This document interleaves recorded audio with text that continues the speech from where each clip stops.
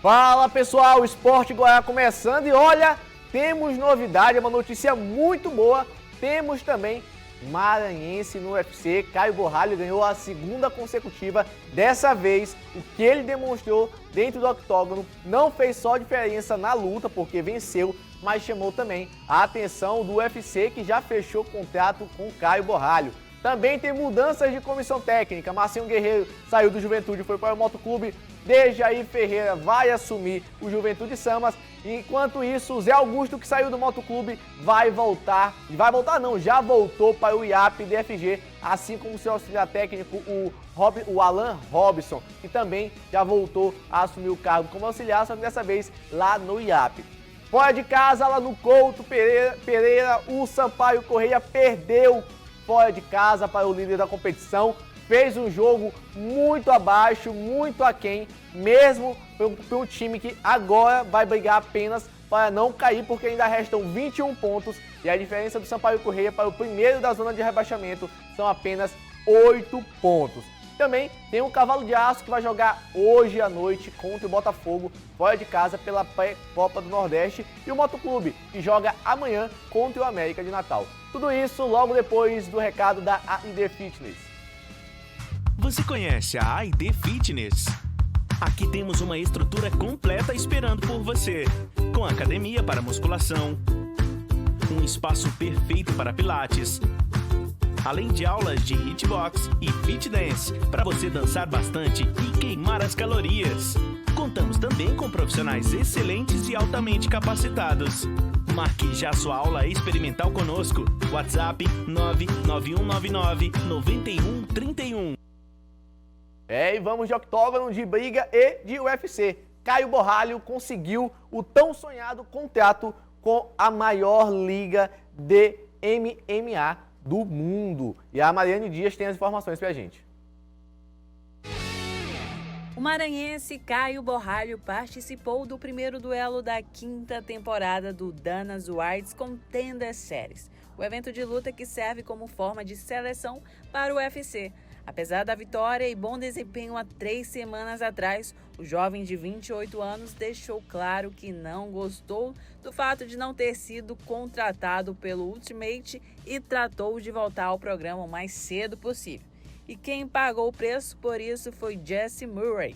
Sem tomar conhecimento do rival, Caio foi mais agressivo e mesmo lutando em uma categoria mais pesada do que a sua, o atleta partiu para cima e na primeira oportunidade que teve superou o rival. E finalizaram um confronto em menos de 2 minutos. Com a vitória, não deixou dúvidas de que agora sua hora de conquistar a vaga no UFC havia chegado. Não é fácil numa categoria acima da sua, do seu peso, conseguir vencer e em menos de 2 minutos. Agora, boa tarde para Tadeu Nunes, que Tadeu, vai uma luvinha com o Caio, só para ver, sem perder a amizade? Valendo uma coca, quem sabe, né?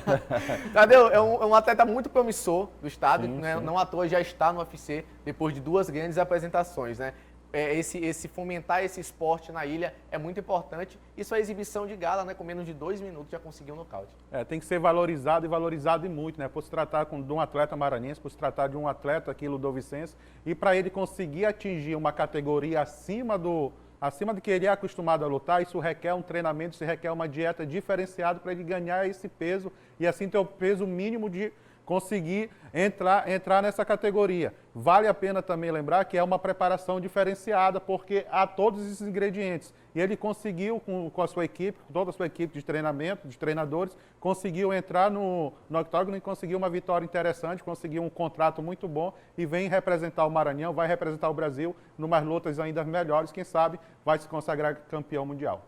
A gente vai tentar, né, trazer esse grande campeão, esse grande lutador novamente aqui no estúdio do Esporte Goiás para conversar com a gente, até porque agora é uma outra fase da sua vida, não só como atleta do esporte, mas inclusive financeira, porque a gente sabe que o UFC deixa os seus lutadores ricos e milionários, porque afinal de contas é um dos maiores espetáculos de MMA do mundo. Agora saindo do octógono para o futebol, mudanças técnicas. Temos aqui a imagem oficial do IAP DFG, colocando o Zé Augusto como técnico novamente do seu time principal, que vai jogar a Copa FMF. E não foi só ele. foi o técnico Zé Augusto, foi também o auxiliar Alan Robson e o preparador físico que o Tadeu já conhece há bastante tempo. Me foge a memória o nome dele agora, mas ele já inclusive passou pelo Motoclube, grandes passagens também pelo MAC e está no IAP DFZ, o Gabriel Júnior, exatamente, o Gabriel Júnior, que já é bastante conhecido do esporte local, forma ali, né, o tripé da comissão técnica do IAP DFG. Voltando, né, o Bonfilho a Casa Tornas e Augusto teve um destaque muito grande no IAP DFG, foi para o Motoclube e agora retorna novamente ao IAP. E só falar do Gabriel Júnior, né? O Maranhão, ele é um celeiro muito fértil de preparadores físicos. Gabriel Júnior, o Fabão, Fábio Nogueira, o Arlindo Júnior Sampaio Correia, o Moraes Neto, que hoje está no time do Motoclube. Então são profissionais de... O Otávio Everton também. O Otávio Everton também, que está lá junto com o Moraes. São pessoas, são profissionais que têm grande gabarito e podem estar em qualquer time do Norte, Nordeste e do Sul do país. São treinadores diferenciados, são preparadores físicos diferenciados que estudaram e merecem estar onde está. O Gabriel Júnior estava na Série C com o Altos, por pouco o Altos não passou de fase também. Então é um cara, apesar da idade, é um cara já bastante experiente que vai ajudar muito o Zé Augusto também, que voltou para o time que ele foi revelado como treinador, treinador principal, já foi auxiliar de Marcinho no Motoclube, mas foi no IAP que ele conseguiu dar seus primeiros passos, começando na categoria de base e depois indo para o profissional e fez uma grande campanha. Agora o IAP deposita no Zé Augusto, né, conquistar essa vaga, tanto na Copa do Brasil como na Série D do ano que vem.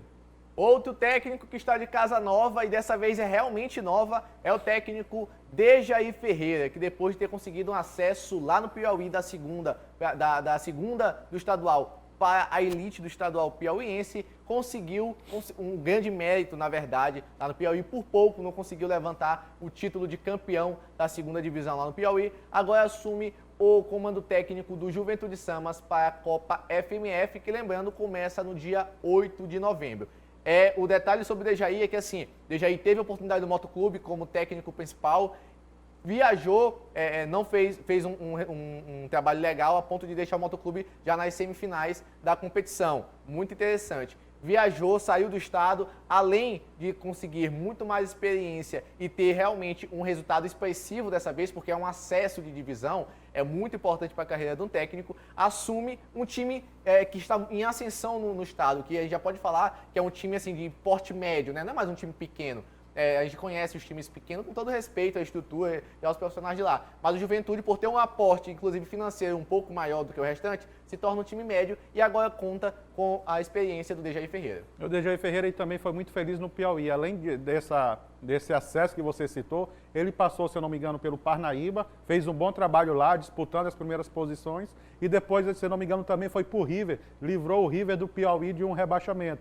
Então, Dejaí Ferreira é um treinador novo, vem dessa nova safra aí também, e é um cara que tem ideias, né? Ele sabe ler o jogo, ele sabe ler o jogo jogado, como a gente costuma falar, ele consegue entender, e colocando essa ideia que ele tem em prática, com certeza vai ajudar muito o time do Juventude Samas. É uma grande aquisição, lembrando que o técnico Marcinho saiu de lá, né? Não vai permanecer, está no Motoclube, agora vai para o Juventude Samas. E outro detalhe do Juventude é que o Fábio Nogueira oficialmente está desligado do Juventude Samas. Foi notificado também, noticiado em rede oficial do Juventude Samas, inclusive no perfil oficial do próprio Fábio, um grande preparador físico do nosso estado, agradecendo a todo o profissionalismo e comprometimento do profissional com o clube, mas não faz mais parte dos planos do Juventude Samas. E antes que eu jogue para você uma última informação, assim, uma pergunta minha, só para dar aquela apimentada na conversa, será que volta para o Moto?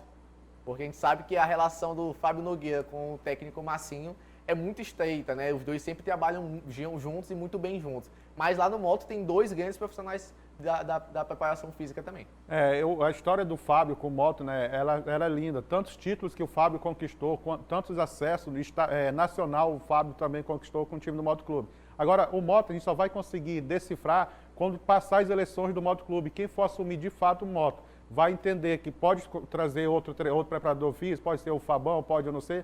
O Moraes Neto, o Everton, o rapaz que está lá, assim, pessoalmente eu não conheço o trabalho dele assistindo, que é um bom trabalho. Mas o Moraes Neto também, que começou com o próprio Fábio Nogueira, é um cara que o Moto precisa aproveitar ele. Vindo o Fábio ou outra pessoa, o Moraes tem que fazer parte daquela comissão permanente do do Motoclube, porque é uma pessoa altamente capacitada. E o time do Juventude, além do Fábio, o Batoré também, que é o massagista, o roupeiro do clube também, que agora fugiu, acho que Juninho, fugiu o nome dele da memória, são pessoas profissionais que foram desligados. Então o time do Juventude realmente ele desligou toda a comissão técnica, inclusive até o pessoal da rouparia. Vai trazer uma moçada nova. Talvez o Dejaí vá para o time do Juventude e vai levar também o auxiliar, o preparador físico, preparador de goleiro. É o Juventude com uma nova roupagem na área administrativa técnica para essa Copa FMF.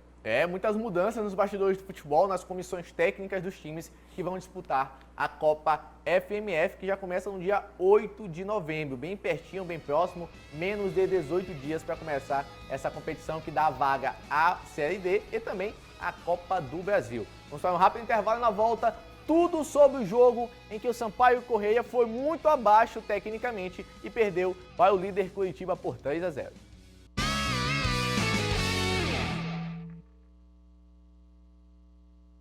Depois do primeiro tempo, até um tanto que equilibrado, mesmo com o Coritiba tendo muito mais chances do que o Sampaio Corrêa, no segundo tempo não teve como segurar a ofensividade do Coritiba. E logo nos primeiros minutos, o Coritiba abriu o placar e não parou de marcar gol até o jogo acabar e com muitas outras chances de ampliar ainda e virar goleada. Mas o placar ficou em 3-0 para o Coritiba e a Mariane Dias tem todas as informações do jogo pra gente.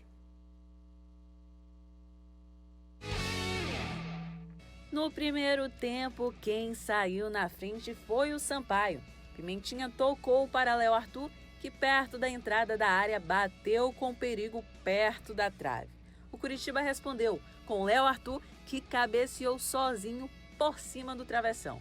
O tricolor passou a apostar em jogadas rápidas e toques curtos.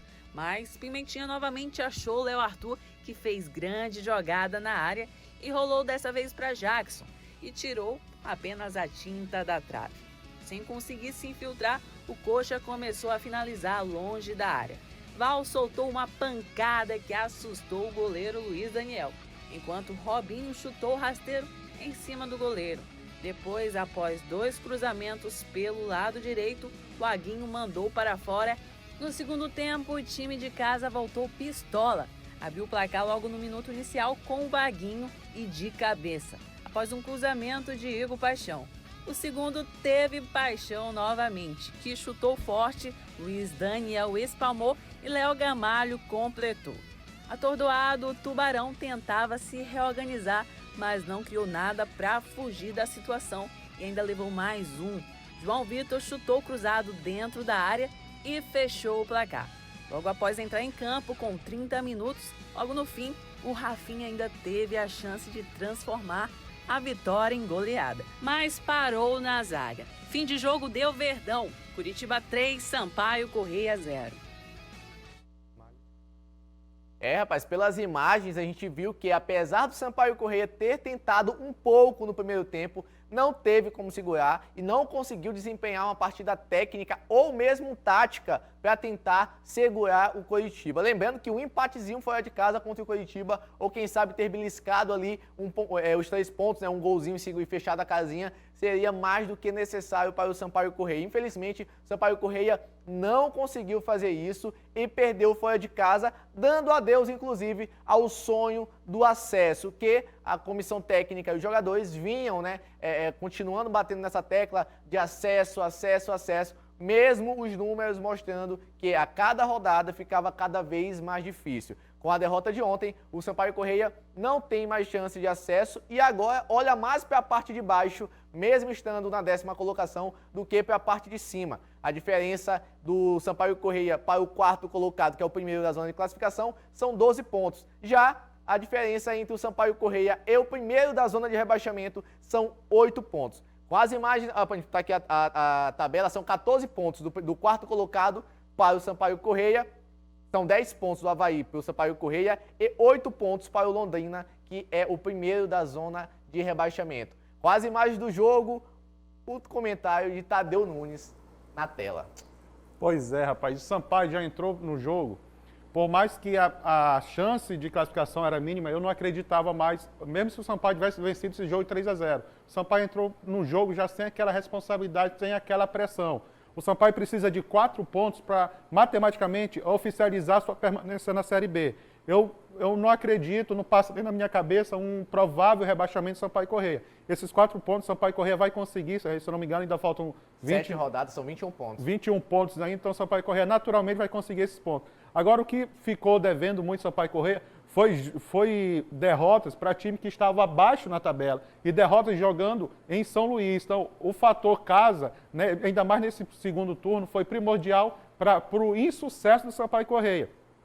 Talvez aquelas vitórias logo no primeiro turno, onde o time do Sampaio Corrêa teve mais de 53% de aproveitamento, e até então, no segundo turno, o Sampaio Corrêa tem algo menos de 26%, 27%, o Sampaio Corrêa talvez entregou mais do que tinha para entregar, e isso alegrou muito a torcida, os jogadores se doaram, se dedicaram, então foi às vezes vitórias, não pela técnica, mas pela raça, pela vontade. E nem sempre você consegue, com a raça, com a vontade, manter vitórias em um campeonato tão longo que precisa ter regularidade. O Sampaio não teve regularidade em certos momentos na competição, em algumas partidas, e por isso ofereceu derrotas que talvez seria imprevista para a gente. Mas essas derrotas acontecem porque nós estamos falando de futebol. É um esporte onde, talvez o único esporte onde o mais fraco ganha do mais forte, e o Sampaio Corrêa vai permanecer nessa Série B, vai conseguir se organizar e vai criar gordura, vai criar corpo, para quando chegar numa Série A não